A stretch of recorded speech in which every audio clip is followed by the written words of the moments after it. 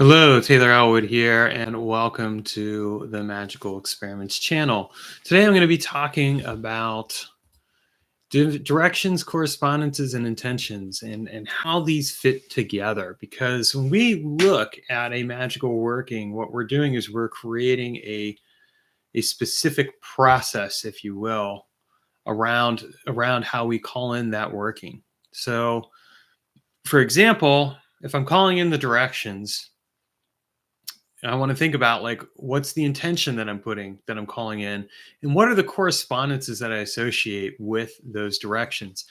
Now, this is going to seem like a fairly simplistic perspective on magic and a very basic one, but I'm going to tell you right now that it's actually a lot more nuanced when it comes to magical work. Now, what I'm going to ask you to do is go ahead and like and comment on this video. If you're new here, go ahead and subscribe, and let's continue on. So when we look at magic, what we're really looking at is like what we're doing to create a sacred space and time. And my part of my spiritual practice is I will do a working where I call in the 7 directions. And my magical collaborator, Joanna Brooke, also does the same thing. So we have a direction. We're calling in the directions, and so, like, for example, we're calling in east, we're calling in south, we're calling in west, and we're calling in north. At least that's kind of how it's based in the area that I'm at right now. And then, of course, there's the below, which is the underworld, and there's the above, which is the stellar cosmos, and then there is here, everything together. And here is kind of the center is where you are. You are at the center of your magical working. And this is really important because you are the unifying element for everything else. You call in everything together and you bind it all together in order to create the specific space and time that you're going to go forth and manifest, and the magical working that you're going to manifest as a result as well. So I go to the east and I call in the direction of the east, and I'm calling in air. I'm calling in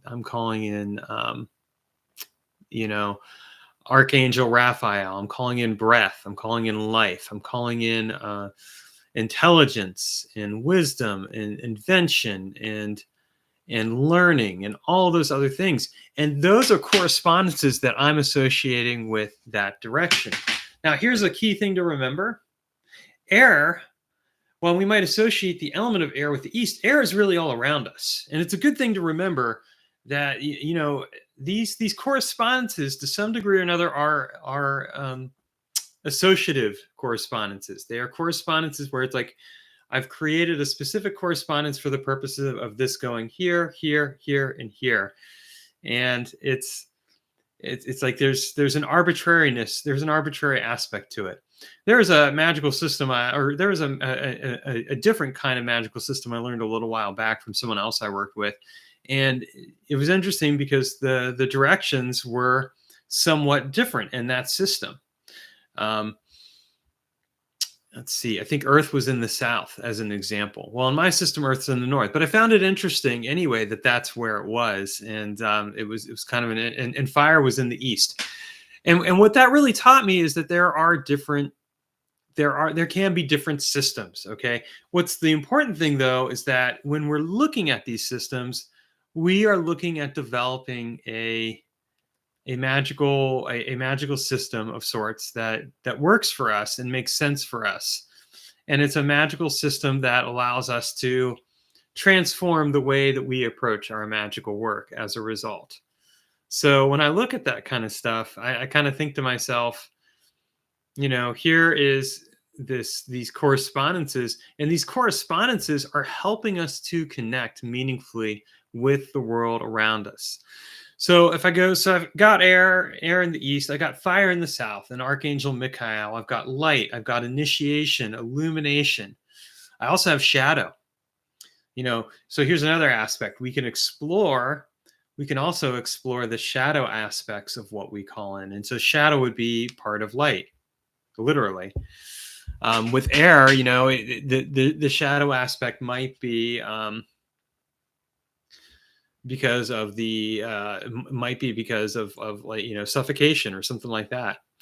Jury says, I use fire in the east because of the lay of the land here. Yeah, so that's a good example. Some of this we can base around on the land, right?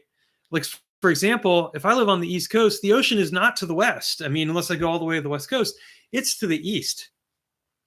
Yeah, so these things are arbitrary, and that's an important thing to remember. So I go to the west now, and Archangel Jivrael, water, ocean, lakes, streams, brooks, things along those lines. Again, that's an association I'm making with the West, but it's an important one that helps me to connect with that particular energy. And then we have the North, Archangel Ariel, destruction and regeneration, nature spirits, earth. Again, this is arbitrary. Now think about this. We're not just calling in those directions, though. We are calling in spirits. We're calling in specific spiritual forces that resonate with us and that we want to resonate with.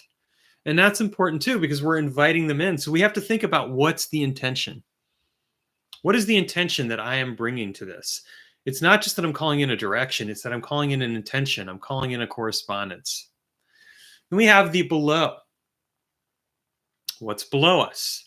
The underworld, but the molten core of the earth. And if we go far enough down, we go through the earth and then we find more of the stellar cosmos. So there's that aspect too. So we have that aspect. And then we have, and I associate the Archangel Xandilophon with that, incidentally. Memory, remembrance, things like that. Then we have the stellar cosmos. We have imagination, creativity, consciousness, intelligence. Well, intelligence is already with the East, but we have that. Ingenuity, insight. This is also energy that we are calling in. And finally, then, we have and we have Archangel Metatron, the planetary spirits, the star energies, things like that. And finally, we have the energy that is coming into here. We have the specific presence of this particular energy of the present. And we're calling in, the